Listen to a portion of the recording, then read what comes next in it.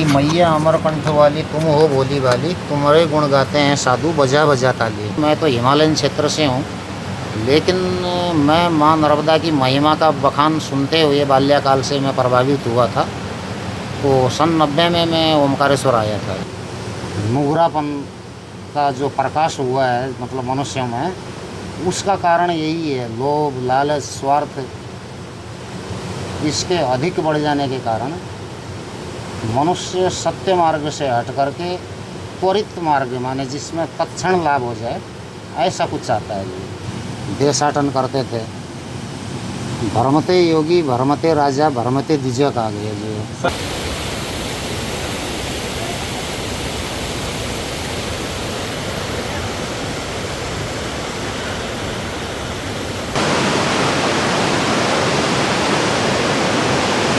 नमस्कार साथियों, आपका दोस्त, आपका भाई, आपका साथी, संतों के चरणों का दास, मैं कन्हैया शर्मा। जैसे कि आपको धर्म की यात्रा में संतों के दर्शन करा रहा हूँ, आज नॉइज़ ज़रूर आ सकती है थोड़ा सा, क्योंकि माँ नर्मदा के तट पर हूँ और माँ नर्मदा की महिमा मैं बताऊँगा और कोशिश करूँगा। जो दीपावली को माँ नर्मदा की परिक्रमा उठाने वाले हैं, धर्म की यात्रा के बहुत सारे सदस्यों ने कहा इस बार माँ नर्मदा की परिक्रमा करेंगे, तो विशेष तौर पर मैं सभी से कहता हूँ माँ नर्मदा की परिक्रमा करें तो बच्चा बन के करें, ये अपना पद या अपनी गरिमा ये घर पे ही छोड़ के फिर परिक्रमा करें। ध्यान रखें, कोई परिक्रमा करना चाहिए, मैं समझता मैं बड़े पद अधिकारी हूँ, उन बातों का विशेष ध्यान रखना। और जिन संतों के दर्शन करवाने वाला हूँ वो 30 से 35 वर्षों से माँ नर्मदा के तट पर है। आप दर्शन कर पा रहे माँ नर्मदा के, ये माँ नर्मदा के दर्शन जैसा।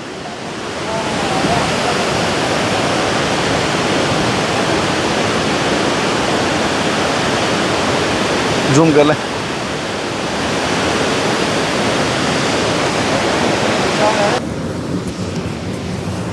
कि मैया अमरकंठ वाली तुम हो भोली भाली, तुम्हारे गुण गाते हैं साधु बजा बजा ताली। ये उसकी मतलब जो है लय है। तो फिर आया है मैया अमरकंठ संस्थान तुम्हारा दो धारा के पास, जहाँ शिव शंकर करें तपस्या उच्च शिखर कैलाश। तो एक रूप में महर्षि दुर्वासा जो थे, एक स्वयं शिव के ही अंश माने जाते हैं, तो ये स्वयं इस स्थान पर जो है इनने तपस्या की है।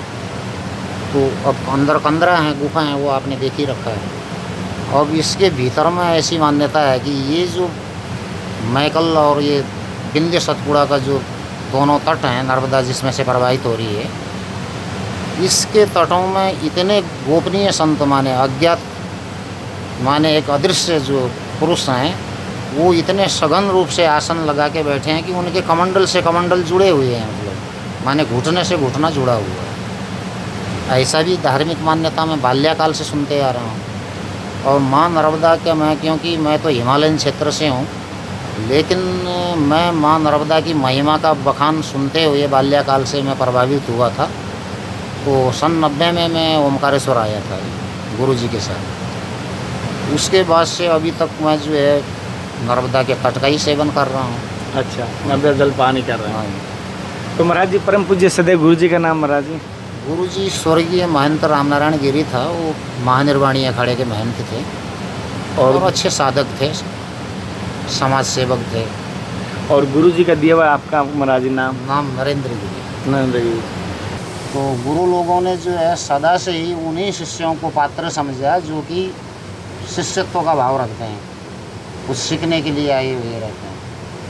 तो उस स्थिति में जो है साधु उस पर एक तरह से कृपा करते हुए कुछ अपने उपदेश कर देता है। और मनमुखी और गुरुमुखी, ये दो तरह की परंपरा पहले से ही है। हाँ। तो गुरुमुखी वो व्यक्ति है जो सुसंस्कारित व्यक्ति है, जिसके प्रथम तो माता पिता ही गुरु हैं, जो अच्छे परिवार में पैदा होकर के संस्कार पूर्ण मतलब शिक्षा प्राप्त करके गुरुओं के सन्मुख या साक्षी में जो है जिन्होंने शिक्षा ग्रहण करके, अब क्योंकि स्कूल कॉलेज का ही युग है, तो पुरानी परंपराएं तो हमारे यहाँ ऐसे भी कुछ बची नहीं है आज के समय में। तो उसके लिए भी जो है गुरुओं ने एक व्यवस्था दी हुई थी कि भाई सुबह शाम आरती में आओ, पूजा में आओ, मंदिर में आओ। हर गांव में ये व्यवस्था है। तो ऐसी बहुत सारी चीज़ें हैं हमारे अंदर में, नुगरापन का जो प्रकाश हुआ है मतलब मनुष्यों में, उसका कारण यही है। लोभ, लालच, स्वार्थ इसके अधिक बढ़ जाने के कारण मनुष्य सत्य मार्ग से हट करके त्वरित मार्ग, माने जिसमें तत्क्षण लाभ हो जाए, ऐसा कुछ चाहता है ये। जी। तो वो ठगों का शिकार हो जाता है। उसको गुरु तो मिलते नहीं है, ठग मिल जाते ठग हैं। मिल जाते ये है इसका कारण। सत्य वचन। ठीक है। एक सेकंड महाराज जी, जैसे कि एक चीज, जैसे कि संत बनना कोई मामूली बात नहीं और बहुत पुनीत कार्य किया वो तब मिलता है। तो जैसे कि महाराज जी आज आपकी दृष्टि से संत की क्या परिभाषा होनी चाहिए, संत बनने के लिए क्या गुण होने चाहिए? वही अब मैं तो कह रहा हूँ, संत तो चलो बने अथवा न बने, उसके जीवन में उसका एक अच्छा मनुष्य बन जाए, ये बहुत बड़ी बात है। ये मानव में मानवता के गुण आ जाएं तो वही व्यक्ति आगे फिर संत होने का परंपरा की तरफ जो है जाने की संभावना रखता है। मानवता ही नहीं तो फिर जो है धर्म की अवधारणा मानवता से ही है। दया धर्म के बिना जो है मनुष्यता संकीर्ण मानी जाती है। जैसे पशु में और मनुष्य में यही अंतर है कि मनुष्य दयाशील प्राणी है और परोपकारी है। इस कारण से मानव है जो सबके प्रति जो है स्नेह का भाव रखता है। परमात्मा के बाद प्राणी जगत में मानव ही एक ऐसा है जो सबके हितों का ख्याल रखता है। गुरु जी जैसे हम ग्रंथों की बात करते हैं, लेकिन अनुभव के आधार पर हम जल्दी विश्वास करते हैं। कोई भी अनुभव की बात आती है तो जल्दी हम विश्वास करते हैं। जैसे संतों का अनुभव हुआ, गुरुओं का अनुभव हुआ, और जैसे कि भगवान की मार्ग पे चलें, तो जैसे कि आप इस मार्ग पे आने के बाद आपका जीवन का अनुभव कैसा रहा इस मार्ग पे आने के बाद? ऐसा है जी, हम लोग जो हैं एकांगी हैं जी। एकांगी माने एकांत में रहने वाले, स्वयं में स्थित, अपने अनुभवों को जो है अपने आप में मतलब जो है महसूस करते हैं और उसको जीवन में क्या सत्य मार्ग होता है इसका अन्वेषण करते हैं जी। अब उसके लिए जो है कोई व्यक्ति वैसा जिज्ञासु व्यक्ति आके अगर कुछ जानना चाहे, प्रश्न करे, तो तब तो कोई जवाब हो सकता है उसका जी। अब इसके अलावा तो फिर यही है, जो भी दिखाई दे रहा है, जो भी सेवा बन पड़ रही है, बस उतना करते रहो और परमात्मा को समर्पित करके करो। उसमें कोई अपना कोई व्यक्तिगत तो स्वार्थ है नहीं। महाराज जैसे मैं आपके देखा हूँ हर आपकी संप्रदाय में जहाँ संत है वहाँ धुना अवश्य देखा हूँ, और धुने में मैंने चिमटा, त्रिशूल हर चीज़ देखा। तो एक क्या महत्व रहता है? जैसे आप तो माँ नर्मदा और धुने के बीच में भी जैसे विराजमान है, तो इस धुने का क्या महत्व रहता है? चिमटा जो होता है वो एक तरह से ज्ञान की तरफ इंगित करता है, ज्ञान मुद्रा को इंगित करता है। अच्छा। माने एक संतों की परंपरा का, इसको खूंटा भी इसी को कहते हैं। इसको संतों की भाषा में खूंटा भी कहा गया है। हाँ। इस धुने को, हाँ। इसको कोतवाल कहा गया है सुरक्षा के लिए। हाँ। माने उसकी रक्षा, सुरक्षा अग्नि के कैसे ठीक ठाक रखने के लिए। और जब तक पूजा पाठ धुने के सारे संत करते हैं और अनादिकाल से यज्ञ हवन जब तक पूजा पाठ ये संतों की परंपरा के जो है मेन विषय रहे हैं, तो इसके बिना तो संभव ही नहीं है। माने इस दृष्टि से भी, और मान लो भोजन ही बनाना है तब भी तो ज़रूरत है, तो प्रसाद सिद्ध भी हो जाता है, भोग भी उसी में लग जाता है, और जो भी उस समय मौजूद होते हैं उन्हें भी वितरित कर देते हैं, जो है अपने भी ले लेते हैं। महाराज जैसे कि बहुत सारे संतोष सुना माँ नर्मदा की परिक्रमा करते तो माँ नर्मदा के दर्शन साक्षात होते हैं, और आप माँ नर्मदा के गोद में हैं। और जैसे दूधधारी बात करें, इस स्थान का ही बड़ा महत्व रहा है, ये संतों की तपोभूमि भी रही है। तो इस स्थान में आपको क्या कभी ऐसे अलौकिक आपके जीवन में चमत्कार हुआ है, जैसे अविश्वसनीय ऐसे कोई घटना घटी आप? चमत्कार ऐसा है, ये व्यक्ति और उसकी भावना और उसके अनुभव करने पे है। और ऐसी कई ऐसी बातें जो है जीवन में आ जाती हैं जो कि हम चाहते हैं। अब वो संयोगवश होती है कि परमात्मा की कृपा से होती है, ये अलग बात है। तो एक दिन मैं अपने ऐसे इच्छा कर रहा था यहीं पे बैठे हुए कि नर्मदा मैया आज मछली के रूप में दर्शन दो हमें लिए। एक भावना हुई, बोला, ऐसा कुछ नहीं जी है, भाव की बात है। थोड़ी देर बाद 15 मिनट बाद मैं क्या देखता हूँ, एक बहुत बड़ी मछली जो है उधर पत्थर में ऐसे उछल रही है उधर, और बाढ़ भी आई हुई है उसी समय पे। अब मैं यहाँ से गया जो है, बह भी गया मैं थोड़ा रास्ते में, उसको फिर वापस पानी में डाला मैंने जी। तो अब ये व्यक्ति की अपनी भावना है, किस रूप में परमात्मा कैसे दर्शन देगा, ये बड़ा दुर्लभ संयोग है ये। तो महाराज जी, जैसे अगर धर्म के पथ पर भी चलना हो और गृहस्थ जीवन का पालन भी करना हो अपने जैसे कि, तो किस प्रकार उनके भजन करने चाहिए, आप क्या मार्ग बताएंगे? क्योंकि आपके पास पूरे भारत से यहाँ आते हैं और ये एक तीर्थ स्थान भी है और दर्शनीय स्थल भी है, क्योंकि तो आप क्या कहते हैं, क्या मार्ग बताते हैं? अब आज घूमने फिरने की प्रवृत्ति सभी की बड़ी हुई है। पहले के ज़माने में कुछ सक्षम लोग ही घर से बाहर निकलते थे, धर्म अध्यात्म से प्रेरित होकर के संत दर्शन तीर्थाटन आदि करते थे, देशाटन करते थे। भ्रमते योगी भ्रमते राजा भ्रमते द्विजय कहा गया जी प्राचीन काल में। तो ये जब भ्रमण करते हैं तो कुछ ज्ञान का प्रसार करते हैं और अर्जन करते हैं, और मानव कल्याण के लिए होता है।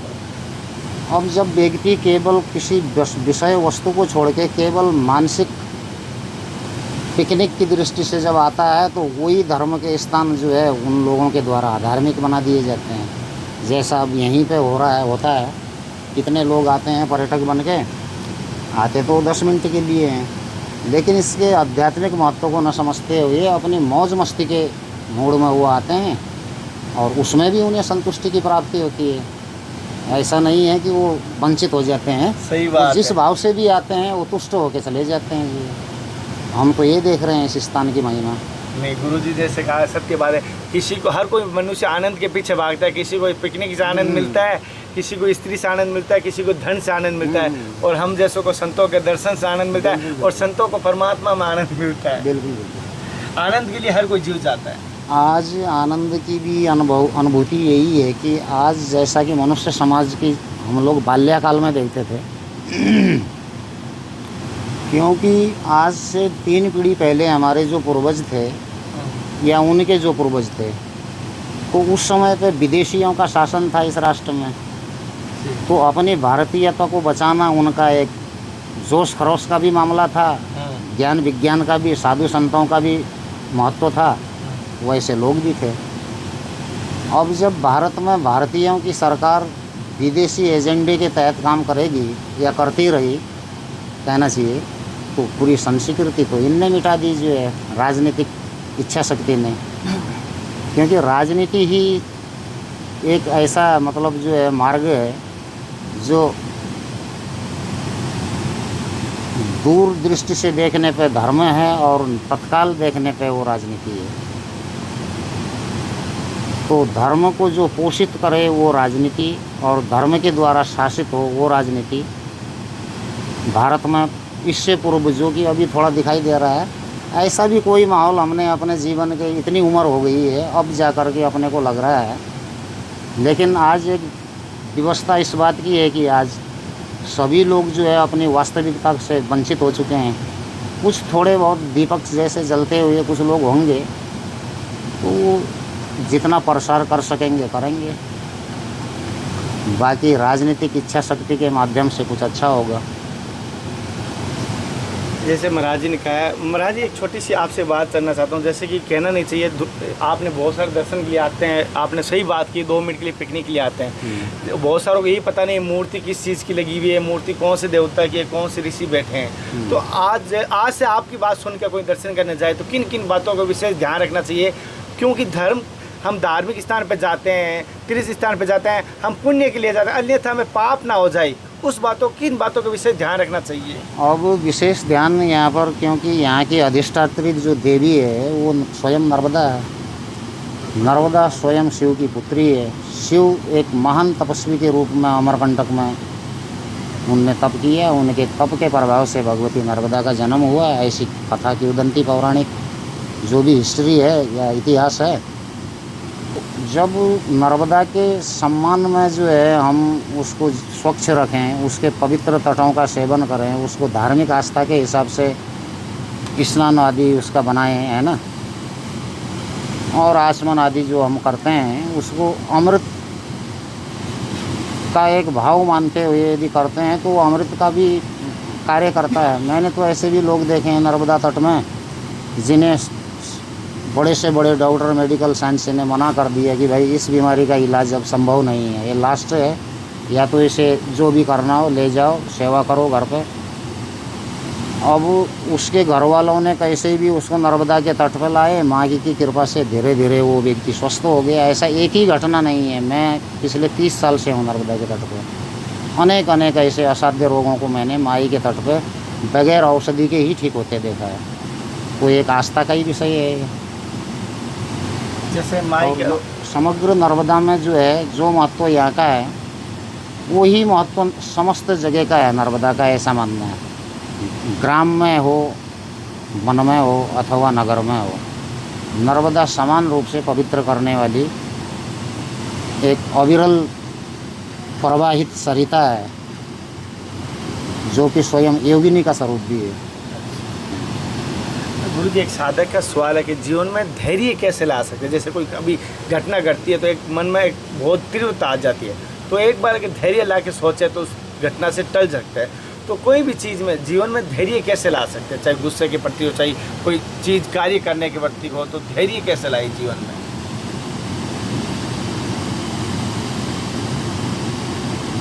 क्योंकि बुद्धि के द्वारा ही समस्त इंद्रियों को कंट्रोल किया जाता है।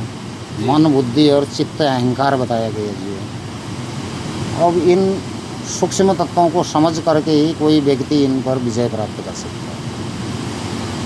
ये चर्चा का विषय है ही नहीं, ये मन का विषय है। मन की एकाग्रता से जो है ये साध्य हो सकता है। महाराज जी, मेरे से गलती हुई तो मुझे माफ़ कर दें। नहीं, कोई गलती नहीं। ऐसे बहुत हूँ मैं तो भाई। साथियों, जैसे महाराज ने कहा, अपने जीवन का अनुभव बताया, और माँ नर्मदा के आपको दर्शन करें। सभी से कहता हूँ दर्शन करने जाएं। कभी भी ध्यान रखना, चाहे कुछ भी आप प्लास्टिक यूज़ कर रहे हो अपनी जेब में डाल लीजिए।